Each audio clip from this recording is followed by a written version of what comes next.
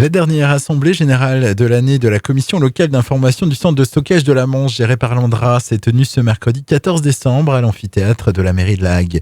Durant environ 2h30, plusieurs sujets ont été abordés. Écoutez Patrice Torres, directeur industriel et des activités du Grand Est pour l'Andra, suivi par Julien Rocard, directeur du CSM. Assez classiquement, comme pour toute commission locale d'information, après être revenu sur le compte-rendu de la précédente, on répond à des sollicitations qui ont été émises. Donc on se doit de faire un point précis sur les événements qui ont pu se produire sur le site depuis la dernière AG et de présenter sur différentes thématiques sur lesquelles on a été interrogé, soit l'état d'avancement des réflexions, soit l'état d'avancement d'un projet. Parmi les temps forts de l'AG de la CLI d'aujourd'hui, on peut citer les présentations que nous avons réalisées sur tous les travaux en lien avec la stabilisation de la couverture, mais également tous les travaux que l'on réalise pour suivre l'évolution du génie civil qui compose une partie de notre installation, ou la couverture dans son état plutôt terrassement aussi, pour échanger et partager avec les membres de la CLI sur ces différentes thématiques. On a également eu un temps fort sur la mise en œuvre en lien avec la radioprotection et la capacité à surveiller nos personnels qui travaillent en milieu ionisant, de nouveaux dispositifs imposés par l'autorité de sûreté nucléaire pour toutes les installations nucléaires de base, qui là aussi ont conduit à échanger avec les membres de la CLI. Il y a 2 CLI par an au CSM à minima. La première en juin, en général, là on fait le bilan de l'année passée. Donc c'est des sujets très transverses sur la surveillance, sur nos grands bilans, et repasse en revue les activités de l'année N-1. Et là l'intérêt de cette CLI de fin d'année, c'est de sortir quelques sujets qui auraient pu se passer entre les 2 CLI, et surtout d'aller faire le focus sur des points techniques ou des développements particuliers qui ont été faits dans l'année, qui ne sont pas forcément présentés dans la CLI de mi-année, quoi. Et durant cette AG, les travaux de confortement des talus du site de Digoulville ont été largement abordés. Des travaux qui avaient débuté il y a plus de 10 ans pour limiter le glissement des talus. Julien Rocard. Il y a plusieurs sujets parce qu'en fait, là, c'est des travaux spécifiques qui ont été réalisés à partir de 2010 pour le confortement des talus, qui seront poursuivis dans le futur pour ne plus avoir à vivre ce type de phénomène.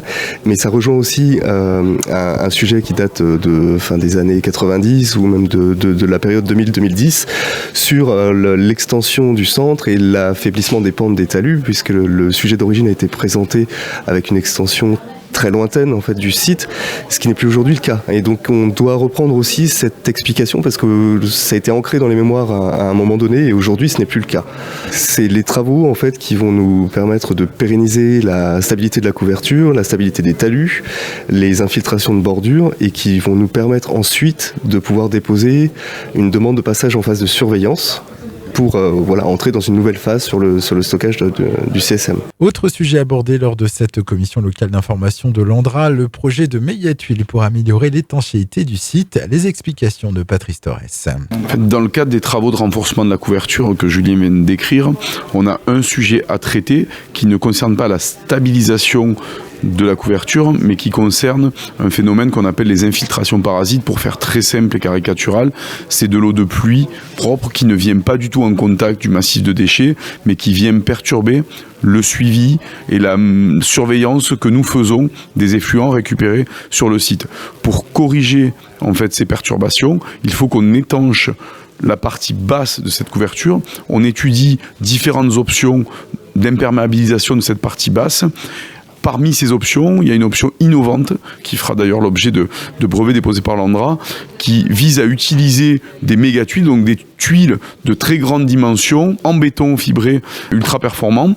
Simplement, nous sommes encore aux phases d'idée et de vérification de l'efficacité du concept. Et pour ce faire, comme on fait souvent dans nos métiers, on a pris la décision de construire un démonstrateur à l'échelle 1, c'est-à-dire avec des tuiles de la dimension de ce que nous pourrions mettre en œuvre. Et donc on a ce démonstrateur que l'on va suivre dans la durée pour vérifier si les performances de ces tuiles sont à la hauteur des attentes que nous en avons. Alors elle va durer plusieurs mois, voire plusieurs années, puisque tel que nous l'avons présenté à l'occasion de cette CLI, on a un calendrier qui aujourd'hui nous laisse envisager une prise de décision quant à la solution à mettre en œuvre plutôt à l'horizon de la fin 2024. Et merci à Patrice Torres, le directeur industriel et des activités du Grand Est pour l'Andra, ainsi que Julien Rocard, directeur du centre de stockage de la Manche.